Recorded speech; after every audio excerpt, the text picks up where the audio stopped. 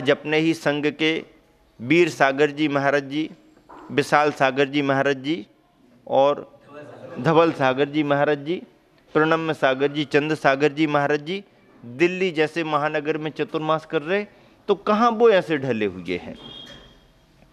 बल्कि वहाँ की समाज तो आज ये कह रही है, जो लोग वहाँ पर होकर क्या है वो बता रहे, वो तो ये बता रहे, बोले अभी तक तो महाराज जी मिले, उन्होंने कहा एसी लगा दो, और अब ये महाराज कह रहे कि जब तक एसी नहीं लगाओगे हम कमरे में अंदर नहीं, एसी हटाओगे नहीं हम कमरे में नहीं आएंगे। अब बताओ कितना फर्क हो गया। ये आचार्य विद्यासागर जी महाराज जी का संग आया हुआ है, कह रहे भैया हमें कमरों में रुकवाना है तो ये एसी वैसी अलग करो, इनके लगे रहने पर हम कैसे रुकेंगे। कितना बड़ा फर्क है, शरीर उनका भी शरीर इनका भी, वो भी साधना के मार्ग पर बढ़ रहे हैं, हम भी साधना के मार्ग पर बढ़ रहे हैं। इतना तो करना ही पड़ेगा। एक तो श्रावक इतना कर नहीं पाता है, और श्रावक खुद इतना सुविधा प्रेमी है कि वो त्यागी को भी सुविधा दे करके बस ठीक है, नहीं अतिरिक्त तकलीफें मत सहो। सर्दी गर्मी का मौसम सहन नहीं होता तो उससे बचाव करो, आवश्यक वैयावृत्ति कराओ। श्रावक को खूब सेवा करना चाहिए, मन लगा करके सेवा करना चाहिए। श्रावक में कोई सेवा में कोई कमी कटौती नहीं करना चाहिए, लेकिन जो गृहस्थी के योग्य साधन संसाधन हैं उनसे हमेशा हमेशा त्यागी को दूर रहना चाहिए, और गृहस्थ को भी ऐसे साधन जुटाने की कोई भावना नहीं आनी चाहिए। अपने तरीके से मेहनत करो, वैयावृत्ति करो, सेवा करो, खूब सेवा करो। चाहे त्यागी बड़ा प्रवचनकार हो, चाहे सामान्य प्रवचनकार हो, चाहे उसका ज्ञान बहुत ज़्यादा हो, चाहे क्षयोपशम कम हो, वृद्ध हो, कैसी भी उम्र का हो, त्यागी त्यागी ही होता है। उसकी सेवा में कोई कटौती कमी नहीं होनी चाहिए, लेकिन बहुत ज़्यादा सुविधाएं देने का और बहुत ज़्यादा सुविधा का वातावरण ये नहीं। आचार्य श्री ने यही विशेषता अपने संघ में बना करके रखी, और यही प्रभाव बिन बोले ही, चाहे आर्य का संघ हो चाहे मुनि संघ हो, स्थायी रूप से समाज में पड़ रहा है, पड़ता आया है। इसी वजह से सभी जगह इतनी मांग, हमारे यहाँ संघ भेजो, हमारे यहाँ संघ भेजो, हमारे यहाँ संघ भेजो, और संघ जाता है तो समाज संतुष्ट रहती है, लाभान्वित होती है। आचार्य श्री ने कोई ऐसा एजेंडा बनाया नहीं है, और आचार्य श्री ने कहा भी नहीं है। आचार्य श्री ने स्वयं अपनी ऐसी चर्या बनाई है कि पीछे लगने वाले, उनसे दीक्षित होने वाले स्वयं उसमें प्रारंभ से ही ढलते रहते हैं, और आगे चल करके ये साधना उनको सहज हो जाया करती है। और ऐसा ही आचार्य श्री ने संस्कार दिया। कानपुर में जाकर के जब हम लोगों ने साफ इनकार कर दिया कि भैया आप भी रुकना चाहते हो, हम भी रुकना चाहते हैं, लेकिन इस चर्या में हम लोग यहाँ पर अब नहीं रुकेंगे, कल हम लोग बिहार करेंगे। आज तो दिन तुम्हारा, कल के दिन हमारा, बिहार करेंगे। नहीं नहीं महाराज जी रोकेंगे रोकेंगे रोकेंगे तो प्रवचन भले मत कराओ चलेगा, लेकिन चर्या तो हम बाहर ही करेंगे। उसमें से एक श्रावक बोले महाराज जी हम चर्या कराएंगे, बाहर चौका लगाएंगे, थोड़ा हमारा घर दूर है। दूर है कोई बात नहीं, हम और जल्दी निकल जाएंगे और देरी से आ जाएंगे, हमें उसकी चिंता नहीं, वो आगे पीछे हम कर लेंगे, लेकिन जाएंगे बाहर। एक ने कहा, दूसरा कहता भैया तुम्हारे यहाँ रेलवे फाटक पड़ता है, फिर क्या होगा कैसा होगा। वो एमपी तरफ के मंडी बामोरा के थे, तुम्हारे यहाँ रेलवे फाटक पड़ता, मान लो फाटक लगा होगा तो क्या होगा। अब बात आ गई, लगा होगा तो हम घूम फिर करके एक चक्कर और लगा लेंगे तब तक ट्रेन निकल जाएगी, लेकिन शुरुआत तो हम कराएंगे। ट्रेन आ रही होगी, गेट बंद है, हम वहाँ से मुड़ जाएंगे और लंबा जा करके फिर वापस आ जाएंगे जब तक ट्रेन निकल जाएगी। हम वापस मंदिर नहीं जाएंगे, हम जाएंगे तो लेकिन रास्ता खुलवाएंगे, फाटक भी खुलेगा और रास्ता चौके का भी खुलेगा, आप चिंता मत करो उसकी। जब इतना हम लोगों ने कह दिया तो उत्साह बढ़ गया, और 1 2 3 ऐसे ऐसे तैयार हो गए और बोले ठीक है महाराज जी हम भी करेंगे, हम भी करेंगे, करो चिंता मत करो, थोड़ी परेशानी होगी होगी लेकिन रास्ता खोलो। खोल दिया। और फिर उस दिन जब हम निकले, दूर चौका था, गर्मी का समय तो था, लेकिन पूरे भाव से निकले, और पुण्य ने ऐसा जोर मारा कि उस दिन ट्रेन लेट हो गई, गेट खुला मिला। बिल्कुल सत्य घटना है, गेट खुला मिला। लोग कहने ट्रेन लेट है। अरे मैंने कहा देखो ये बात, आप बढ़ो तो रास्ता भी, दरवाजा खुला है। और जिस मोहल्ले में गए उस मोहल्ले में किसी दिगंबर मुनि के पहली बार चरण पड़े। जैनों को तो परिचय होता है, सारे मोहल्ले के अजैन केवल यही देखने को आ रहे थे कि ये कौन है, क्यों आए हैं, कौन है, क्यों आए हैं, ये हो क्या रहा है। धीरे धीरे मालूम चला ये जैन समाज के गुरु मुनि होते, आहारचर्या। तो बड़ी प्रभावना हुई। फिर महावीर जयंती तक का कार्यक्रम बड़ी प्रभावना के साथ मनाया। उस दिन के बाद दूसरे दिन धर्मशाला में किसी ने आहार नहीं किया, और जंगल तो पहले दिन से ही नहीं गए। इमरजेंसी बात अलग है, बारिश पानी की बात अलग है, बीमारी की बात अलग है, लेकिन अच्छे समय में तो बाहर ही जाना चाहिए। तो उनसे पूछा, बोले जंगल तो है नहीं। हमने कहा यहाँ कारखाने वारखाने होंगे, कुछ तो जगह होगी। एक कहने लगा वो लकड़ी का टिम्बर मर्चेंट जैन समाज का है, लेकिन बोले वहाँ बहुत कचरा अचरा पड़ा रहता। तो कचरा तो कोई स्वाध्याय करने को जाना क्या हुआ हमारे लिए तो ऐसे ही तो जगह चाहिए है। बोले हाँ लकड़ी का टाल है उनका, जैन बंधु का। बोले वो तो खुला ही रहता है। तो हमने कहा टाल है तो जरा 2 लोगों को भेज के दिखा दो। जाके देखा, एक अपने परिचित बच्चे को भेज दिया, जाओ तुम अपने तरीके से देख के आ गए। वो हंसने लगा, बोले महाराज जी इतनी बड़ी जगह है कि पूरा संग आ जाए तो अंदर चले जाएंगे। लकड़ियाँ लकड़ियाँ पड़ी हैं, उनकी चीरा होता रहता, कटती रहती, फटती रहती हैं। टाल लकड़ी चिम्बर मर्चेंट टाइप के रहते हैं अंदर। इतनी बड़ी जगह है, भैया ऐसी जगह मिल रही। तो उन्होंने कहा महाराज जी ऐसे में चल जाएगा क्या? तो फॉरेस्ट का मतलब कोई सागवान के वृक्षों वाला झाड़ या ये बड़े बड़े चाहिए क्या? ऐसा थोड़े कोई, ऐसे तो इस तो जगह चाहिए। गए देखा, दूसरी बार कहीं गए ही नहीं। फिर हम लोग रोज, और वो प्रतिदिन द्वार पर खड़ा, मालिक अहो भाग्य हमारा, अहो। हमने कहा तुम्हारा भाग्य हमारा भी भाग्य है और यदि यहाँ नहीं आते तो दुर्भाग्य से हम छत पर जाते रहते। तुम कह रहे हमारा अहोभाग्य, हम कह रहे हमारा भी अहोभाग्य है कि हमें खुली जगह इतने बड़े महानगर में जंगल जाने के लिए मिल रही है। खुश हो जा। पैर धुलाने लगा, ये करने लगा, वो करने लगा। मंदिर नहीं आते परिवार, मंदिर आने लगे। ऐसा करने से परिवार जुड़ते जाते हैं, समाज जुड़ती जाती है। और एक ही जगह सारी चर्या होती रहे, वहीं प्रवचन लाभ, गाँव में जाना ना हो, घरों में जाना ना हो, तो लोग क्या करते, शहरों में प्रमाद करते। आहारचर्या को मुनि संघ का चौका लगाएंगे नहीं, और महाराज को चरण पड़ जाए, आपके चरण पड़ जाए, महाराज चलो चरण पड़ जाए, महाराज कलश रख दो हमारे घर पर, महाराज चरण पड़ जाए। तो कलश रखाने को, चरण पड़ाने को महाराजों को ले जाएंगे और महाराज जी भी चरण पड़ाने को और कलश रखने को चले जाएंगे। आहार की कोई चिंता नहीं, ऐसा नहीं। जो सहज हमारी आगमिक है, जो चर्या वहीं होना चाहिए, उस चर्या को वहीं पर अपन को निभाना चाहिए। निभती है, सुविधा असुविधा होती हैं। कभी कभार इमरजेंसी में धर्मशालाओं में हो जाता है, कोई बाहर गांव का आ गया, किसी का घर छोटा है, उजाला नहीं है, धर्मशाला में लगा लो। धर्मशाला में इमरजेंसी में लग जाते हैं, पर मूल चर्या तो अपनी शहर बस्ती में, घरों में होती है। और इस तरह से यह सभी आपको मिल रहा है। यूपी में बिहार करते करते कन्नौज का पंचकल्याणक संपन्न करा दिया। कन्नौज का पंचकल्याणक संपन्न करा के कंपिला जी फिरोजाबाद में चतुर्मास संपन्न हुआ।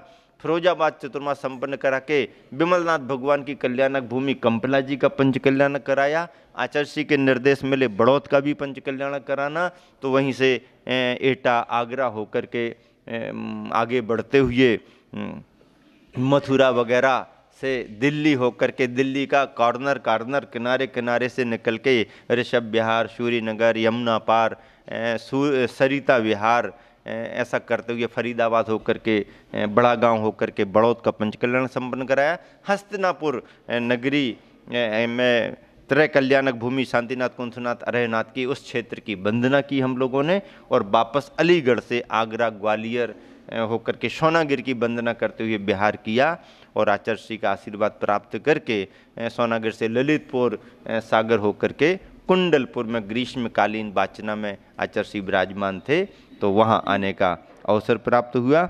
उस वर्ष ग्रीष्म काल का समय मिला हम लोगों को, वैयावृत्ति करने का लाभ मिला। आचार्य श्री विहार करके पुनः अमरकंटक की ओर सन 2003 में चतुर्मास के लिए गए। और हम लोगों ने भी आचार्य श्री के साथ कटनी तक विहार किया। कटनी में आचार्य ने आशीर्वाद दे करके हम तीनों महाराजों का चतुर्मास बहोरीबंद क्षेत्र शांतिनाथ मंदिर में, शांतिनाथ क्षेत्र बहोरीबंद में कराया। आचार्य का अमरकंटक में चातुर्मास संपन्न हुआ। और इस तरह से यह संत शिरोमणि प्रवचन माला का क्रम आपके बीच में 10 दिन के रूप में संपन्न हो रहा है। और मुझे भी इस बात की प्रसन्नता है कि सिलसिलेवार गुरुवर के जीवन वृत्तांत को लेकर के मैंने एक अच्छा अध्ययन कर लिया है, एक अच्छा कलेक्शन कर लिया, संग्रह कर लिया है। और यह हमारे तुम्हारे लिए तो बहुत बड़े सौभाग्य की बात है। गुरुवर के इतिहास को सुरक्षित संरक्षित करने में एक बहुत बड़ा माध्यम ये बन गया है। और अपना धर्म ध्यान एक आचार्य परमेष्ठी के व्यक्तित्व कृतित्व को लेकर के जो चिंतन और विचार के रूप में आ रहा है, मैं इसे अपना जीवन का बहुत बड़ा स्वाध्याय मान के चल रहा हूँ। और ये स्वाध्याय से कम नहीं है। आप आचार्य विद्यासागर जी को केवल आचार्य विद्यासागर के रूप में मत देखें, एक महापुरुष के व्याख्यान के रूप में, प्रथमान योग के ग्रंथ के स्वाध्याय के रूप में मान करके चलें। और ऐसी ये प्रवचन माला आप सबके बीच में 10 दिन के रूप में तीसरे रूप में संपन्न हुई है। और आप सभी का सौभाग्य है इस चतुर्मास में ये योग बना। शेष विशेष वार्ता आने वाले दिनों में आप सबके बीच रखी जाएगी। अभी यहीं पर विराम दे रहा हूँ। महावीर भगवान की। संत शिरोमणि प्रवचन माला का क्रम आगे बढ़ रहा है।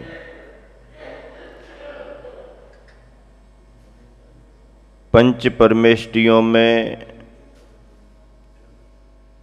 मध्यम परमेष्टि का अपने आप में बड़ा महत्व है। वर्तमान में मध्यम परमेष्टि की ये भूमिका है कि उनकी शरण में पहुंच करके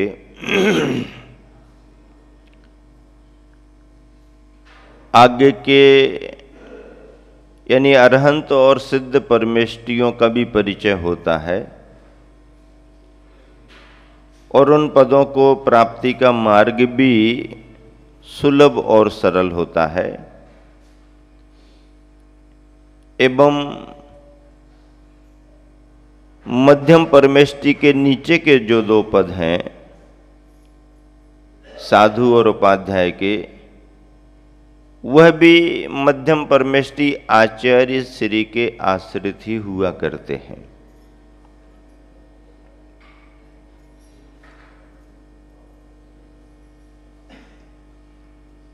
इसलिए आचार्यों की महिमा को गाते हुए तीर्थंकर भगवंतों में भी इस कलिकाल पंचम काल में जिन शासन की प्रभावना के मुख्य आधार, मुख्य केंद्र उन्हीं को माना है। 5 परमेष्टियों के अपनी विशेषताएं हैं, उनके अपने गुण हैं। आचार्य परमेष्टि के गुणों की चर्चा करते हैं तो पिछली श्रृंखला में हमने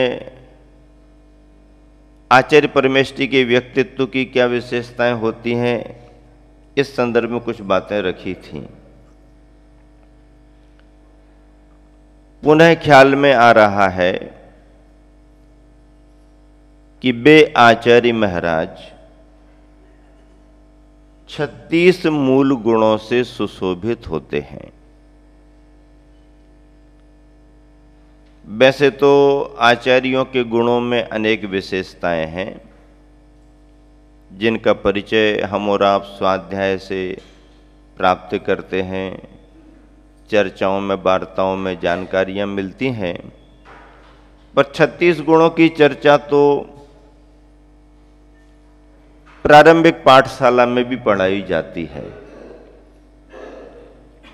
उन 36 मूल गुणों में 12 तप, 10 धर्म जुत, पालें पंचाचार, 6 आवश्यक गुप्तित्र, ये 36 प्रकार। जिनकी दिनचर्या में तपों का समावेश रहता है, जिनकी दिनचर्या 10 प्रकार के धर्मों से सुशोभित रहती है, जिनका समूचा जीवन 5 प्रकार के आचारों की आराधना में, साधना में लीन रहता है, षड आवश्यक निरंतर जिनकी दिनचर्या को प्रशस्त बनाए रखते हैं, 3 गुप्तियां यथार्थ में मोक्ष मार्ग का अनुभव कराती रहती हैं, ऐसे गुरुवर के, आचार्यों के व्यक्तित्व में इन गुणों का समावेश ही रहता है। एक आचार्य की विशेषताओं में इन गुणों का होना बहुत जरूरी है, क्योंकि आचार्य कोई ऐसा पद नहीं है कि केवल सिंहासन पर बैठ गए तो आचार्य बन गए। आचार्य पद केवल ऐसा भी नहीं है कि हमने दीक्षाएं देना शुरू कर दी तो हम आचार्य बन गए।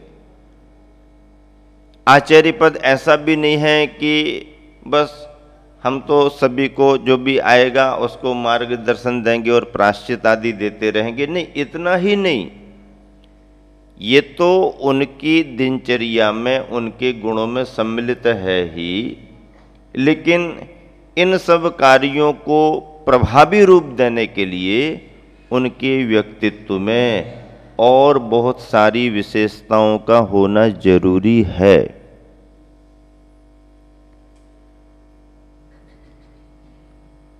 तपों की चर्चा सामान्य है। जिसे तपा जाता है उसे तप कहते हैं। सर्दी, गर्मी और वर्षात की प्रतिकूलताएं सभी को रहती हैं।